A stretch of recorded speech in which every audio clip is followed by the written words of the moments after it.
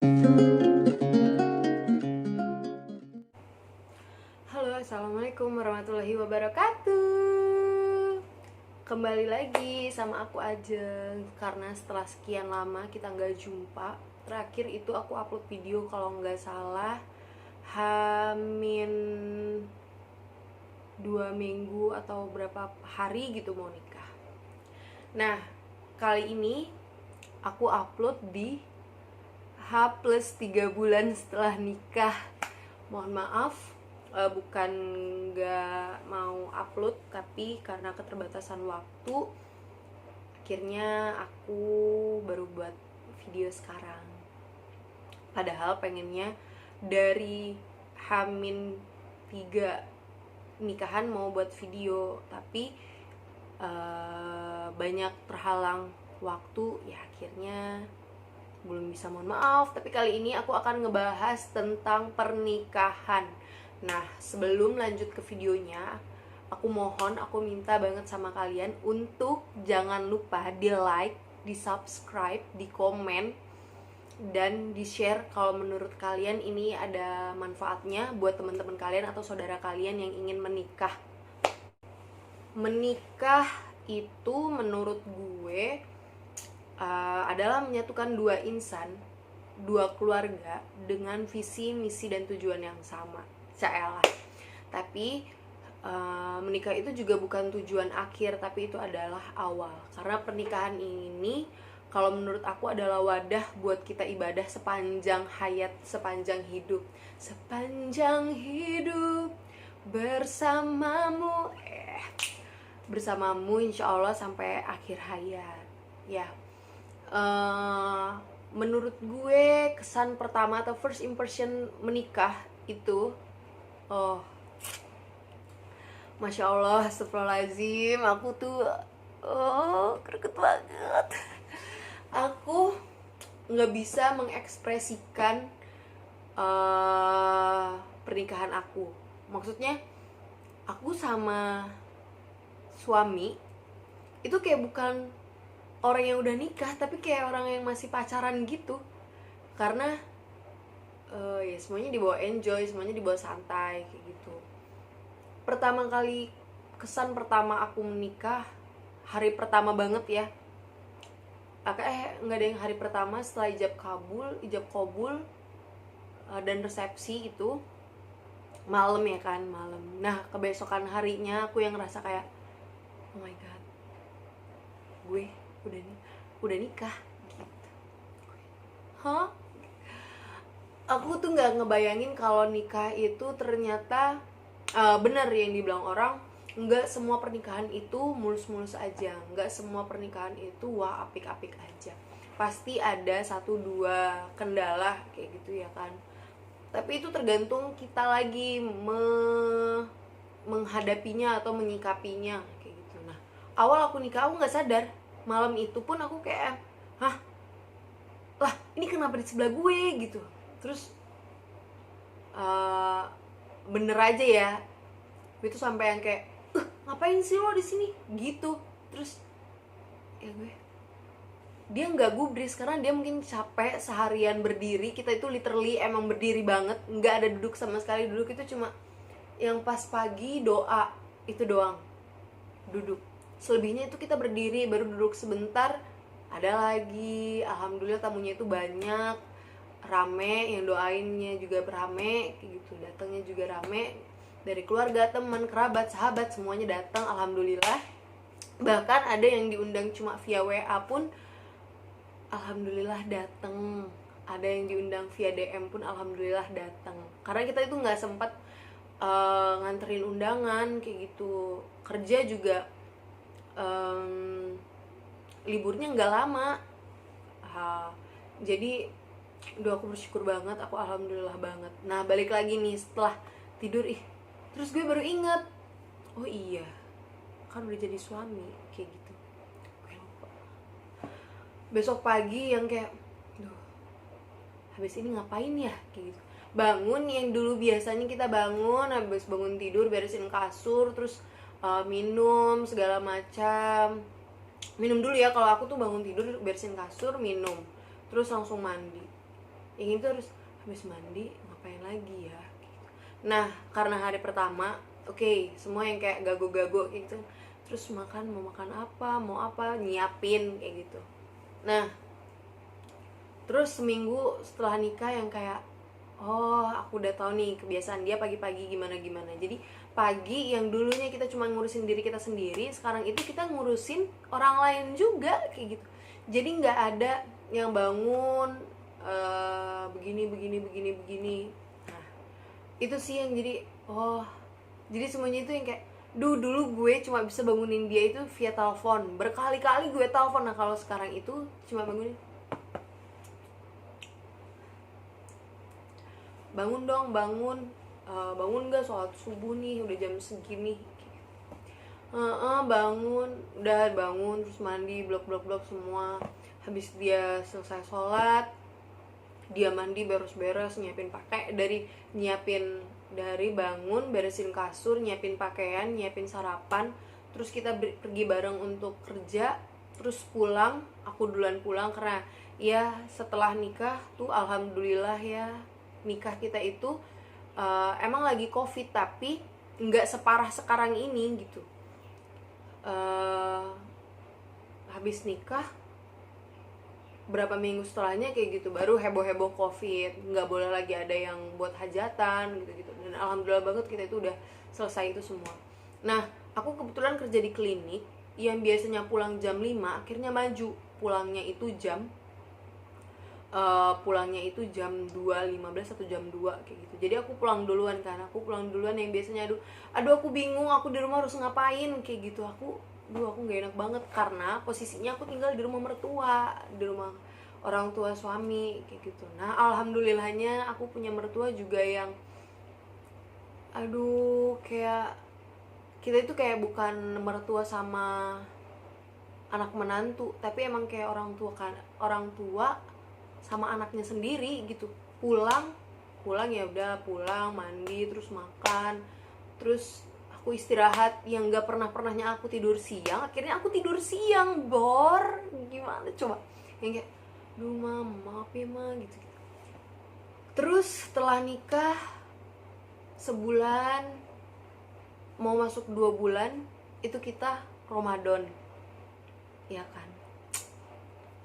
Banyak banget nih Ramadan yang biasanya aku dibangun, ya dulu tuh biasanya juga bangun duluan nyiapin untuk orang tua ya kan. Tapi nyiapin orang tua sama nyiapin suami itu beda.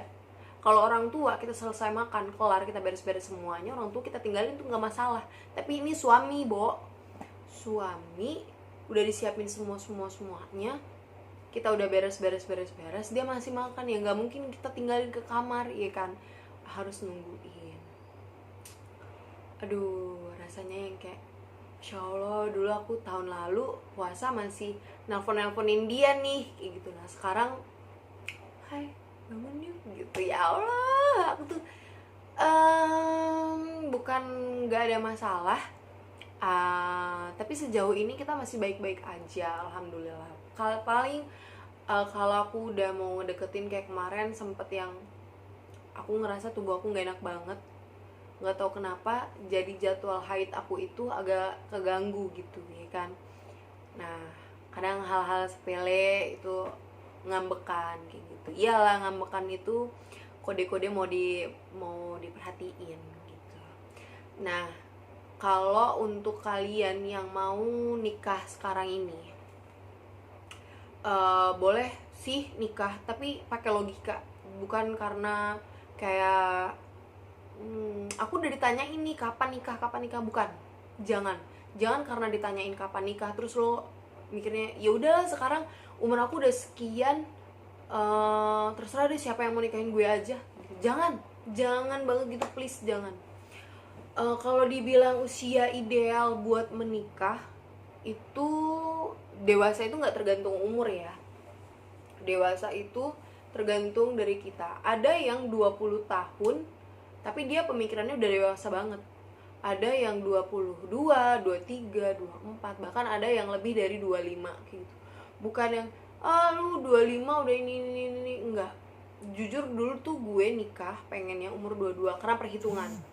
22 perhitungan sekian. Oh, nanti gitu.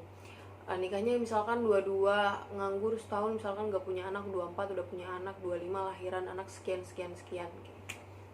Bukan anak yang kesian-kesian ya, maksudnya anak umur sekian udah sekian gitu, ngeh lah ya sekian sekiannya. Tapi alhamdulillah Allah kasih rezeki aku nikah di umur 24. Nah, yang aku mikirnya juga, nikah itu bukan tentang mau nggak mau, tapi siap nggak siap. Lu siap kayak gitu, kalau seandainya lu siap ya alhamdulillah lanjut gitu.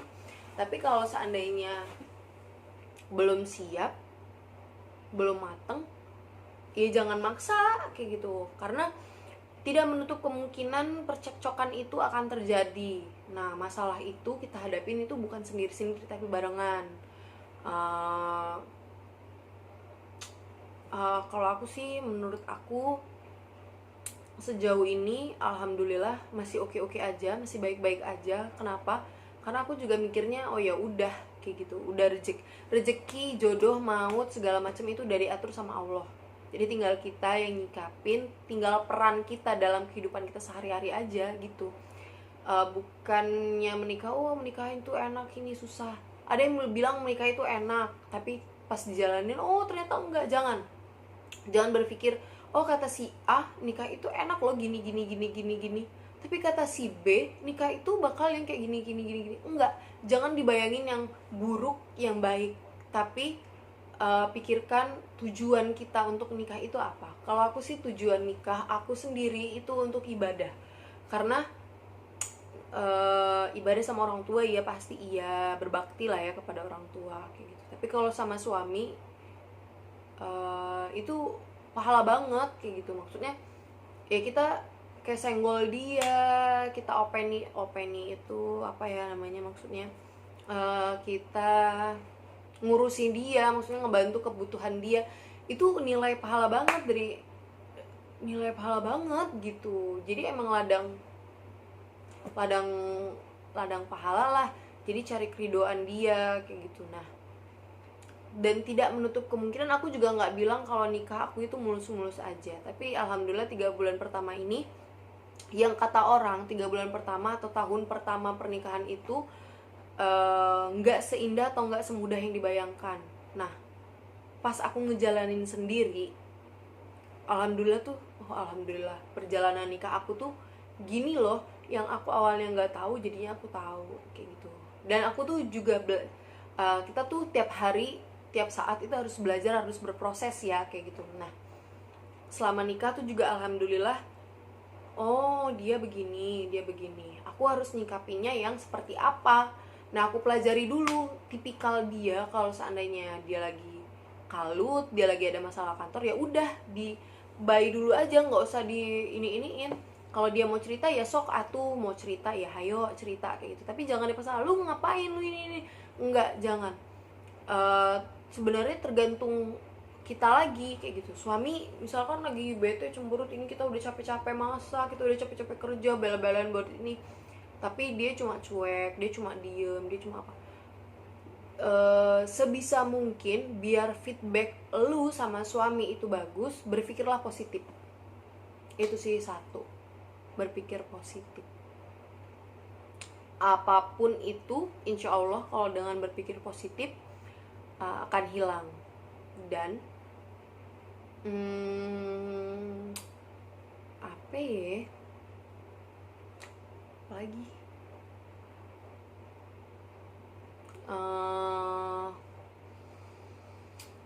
apa ya,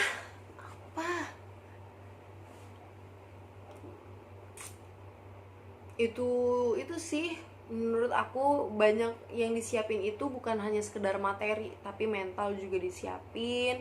Kesiapan mental, kesiapan lahir, kesiapan batin. Bukan cuma materi, itu ya jelas pasti materi juga ya. Dan jangan pernah mikir, oh kalau nikah nanti bakal susah nggak ya, oh nikah tuh pakai kayak gini. Jangan ngebayangin hal yang terburuk dan hal yang terindah. B aja gitu, jadi nanti lu sendiri yang ngerasain kayak gue gitu. Nah,